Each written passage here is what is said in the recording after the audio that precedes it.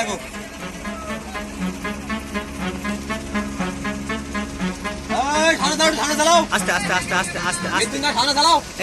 প্রিয় দর্শক, একবার ভাবুন তো, আপনি গভীর সুন্দরবনে মধু সংগ্রহ করছেন, আর ঠিক তখনই আপনার উপর ঝাঁপিয়ে পড়ল একটি বাঘ।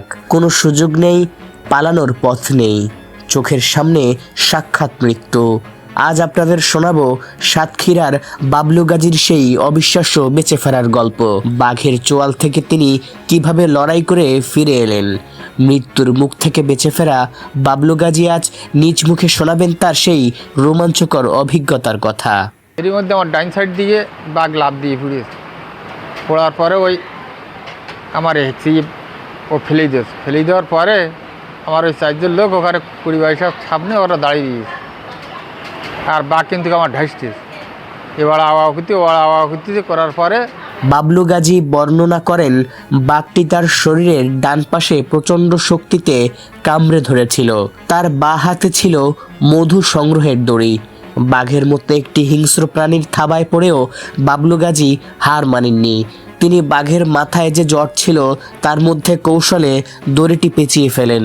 দড়ির টানে বাঘটি অস্থির হয়ে পড়ে এবং তাদের মধ্যে শুরু হয় মরণপণ ধস্তাধস্তি।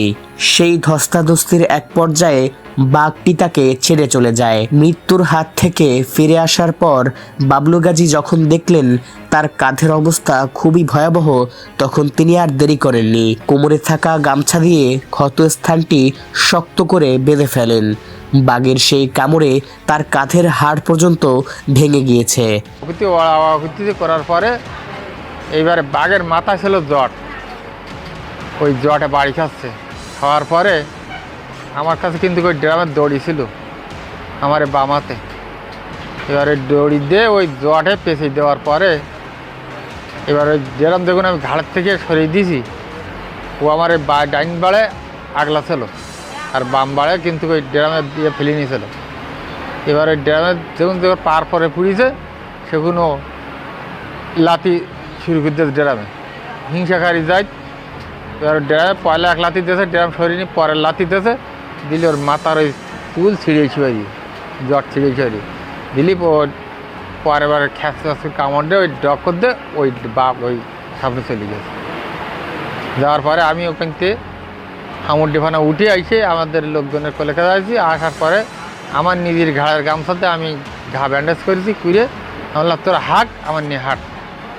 এবার 5 জন এক জায়গায় হয়েছি, হইয়ে ওরা আগে হেঁটেছে, আমি ওদের একজনের ঘাড়ে হাত দিয়ে আমি সারা ভাত আইসে এই 5 জনের আবার খালের মাঝে এসে ডাক দিছি। ছেলেরা বাড়ি আসলে 10 জন একসাথে আবার নৌকায় আইসে সেখান থেকে বাড়ি এসে এই বনের ভিত্তিতে নৌকায় এসে নৌকায় ট্রিটমেন্ট গিয়ে চিনি টিনি দিলে কাপড় টাপড় কেটি কুটি পরিষ্কার করে দিয়ে কাদা পানি দিয়ে এবার চিনি দিলে, চিনি দিয়ে আমার বললো তুমি ঠান্ডায় থাকো, আমরা রাতারাত্রির ভিতরে তখন বাড়ি নিয়ে যাবো। এবার বাইয়েছি রাতারাত্রির ভিতরে আবার বাড়ি নিয়ে এই সামনগরের হসপিটালে। 24 ঘন্টা পর তার সঙ্গীরা তাকে উদ্ধার করে হাসপাতালে নিয়ে যান। আজ যখন তিনি হাসপাতালের বিছানায় শুয়েই লড়াইয়ের কথা বলেন, তখন যে কেউ শিউরে উঠবে।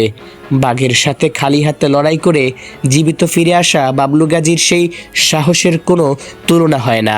সুন্দরবনের বাঘের মুখ থেকে এভাবে ফিরে আসা সত্যিই এক অলৌকিক ঘটনা। বাবলু গাজীর মতো সাহসী মানুষদের গল্প আমাদের শেখায়, অদম্য সাহসের কাছে মৃত্যুকেও হার মানতে হয়। যারা সুন্দরবনে এমন ঝুঁকিপূর্ণ পরিবেশে জীবিকা নির্বাহ করেন, তাদের জন্য এটি একটি বড় সতর্কবার্তা। আজকের এই অবিশ্বাস্য লড়াইয়ের গল্পটি ভালো লাগলে লাইক দিন, শেয়ার করুন, সাবস্ক্রাইব করে সাথেই থাকুন। এতক্ষণ দেখছিলেন ডেইলি সন্ধ্যা, সঙ্গে ছিলাম আমি তানভীর জিদান। আবারও দেখা হবে নতুন কোনো ভিডিওতে।